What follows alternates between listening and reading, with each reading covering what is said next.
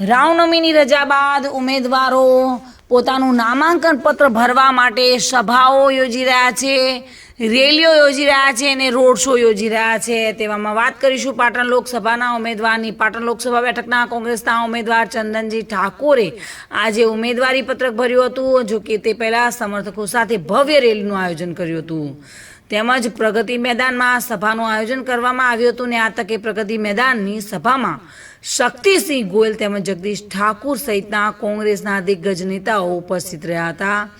અને આ સભા સંબોધતી વખતે શક્તિસિંહ ગોયલે ભાજપ પર આકરા પ્રહારો કર્યા હતા। આવો જાણીશું શું કહી રહ્યા છે શક્તિસિંહ ગોયલ। હું સૌથી પ્રથમ મારા વહાલા ગુજરાતના મતદાતાઓનો હૃદયપૂર્વક આભાર માનું છું।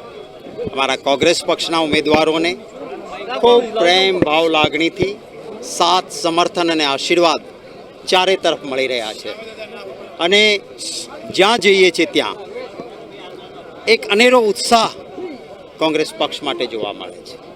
એક તરફ અમારો સકારાત્મક એજન્ડા છે, અમારો ભૂતકાળનો ઇતિહાસ છે કે ચૂંટણી સમયે જે કહ્યું છે એ કરીને બતાવ્યું છે। Right to education, right to information, food security bill, right on forest land, અનેક કાયદાઓ બનાવીને ચૂંટણી પહેલાં કહ્યું હતું તો કરીને બતાવ્યું। બીજી તરફ ભારતીય જનતા પાર્ટી પર ગુજરાત અને દેશની જનતાએ વિશ્વાસ મૂક્યો હતો। એમણે કહ્યું હતું કે કાળું ધન પાછું આવશે, 15-15 લાખ એકાઉન્ટમાં આવશે, આ ગેરંટી હતી। કશું જ થયું નહીં। એક સર જાયેગા 10 સર લેકે આઉંગા। ચાઇનાની બોર્ડર ઉપર 20 જવાનો શહીદ થઈ ગયા। કોઈ ચાઇનાના એક સિપાહીનો એક વાળ પણ માથાનો આવ્યો નહીં। જમ્મુ કાશ્મીરમાં 3950 આપણા જવાનો, પોલીસના જવાનો, અર્ધલશ્કરી દળ અને સિવિલિયન્સ આમના સમયમાં 3950 શહીદ થયા અને છતાં ભાજપ એમ કહે છે કે અમે આતંકવાદ મટાડી દીધો। 3 સિનિયર કમાન્ડર 2 દિવસ પહેલાં છત્તીસગઢમાં નક્સલી હુમલામાં આપણા માર્યા ગયા। આ ભારતીય જનતા પાર્ટી છતાં જૂઠાણા ચલાવે છે। અનેક પ્રશ્નો છે લોકોના, ત્યારે મને વિશ્વાસ છે કે અમારા ઉમેદવારો અમે ખૂબ ચીવટથી ચકાસી કાર્યકર્તાઓનો અભિપ્રાય, લોકોનો અવાજ સાંભળીને આપ્યા છે। એમને પ્રેમ, આશીર્વાદ અને મતો મળશે અને દેશમાં કોંગ્રેસની સરકાર બને એ એક સકારાત્મક રીતે ગરીબ પરિવારની મહિલાને વાર્ષિક 1 લાખ રૂપિયા, 30 લાખ નોકરીઓ ખાલી છે પહેલાં આવતાની સાથે ભરાશે। જે યુવાનને નોકરી નહીં મળે અને શિક્ષિત હશે તો 1 લાખ રૂપિયાનું વાર્ષિક સ્ટાઇફંડ કોંગ્રેસ પાર્ટીની સરકાર આપશે।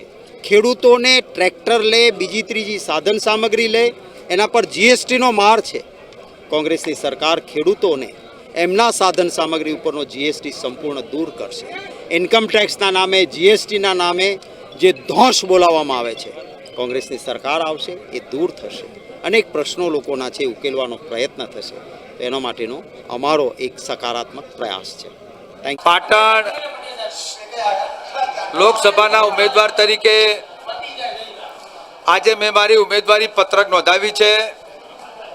સવારે વહેલા અમારી કુળદેવી માતા અંબાજી, સદારામ બાપા અને મારી દીકરીએ મને કુમકુમ તિલક કર્યું અને એના પછી નબદાગીરી બાપુ અને હનુમાનજીના દર્શન કર્યા અને નગર દેવી મા કાળકાએ શીશ નમાવી અને અનાવાડાના દરવાજેથી લઈ અને પ્રગતિ મેદાન સુધી હું વિશાળ સંખ્યામાં રેલી સ્વરૂપે પહોંચ્યો। પરમ કૃપાળુ પરમાત્માને, પાટણના દેવી દેવતાઓ અને સમર્થકોનો ખૂબ વિશાળ રેલીમાં મને સમર્થક મળ્યું અને 18 આલમ લોકોએ મારું સ્વાગત કર્યું। વેપારી લાઈને મારું સ્વાગત કર્યું। આજુબાજુના વિસ્તારે મારી બહેનો, કોઈ દીકરીઓ મને કુમકુમ તિલકથી, કોઈએ મોં મીઠું કરાયું, કોઈએ શ્રીફળ ને સાકર હાથમાં આવી, કોઈ અનેક વસ્તુથી મારું સ્વાગત કર્યું। અતિ ભવ્ય મને 18 આલમનો ખૂબ મોટો પ્રેમ મળી રહ્યો છે।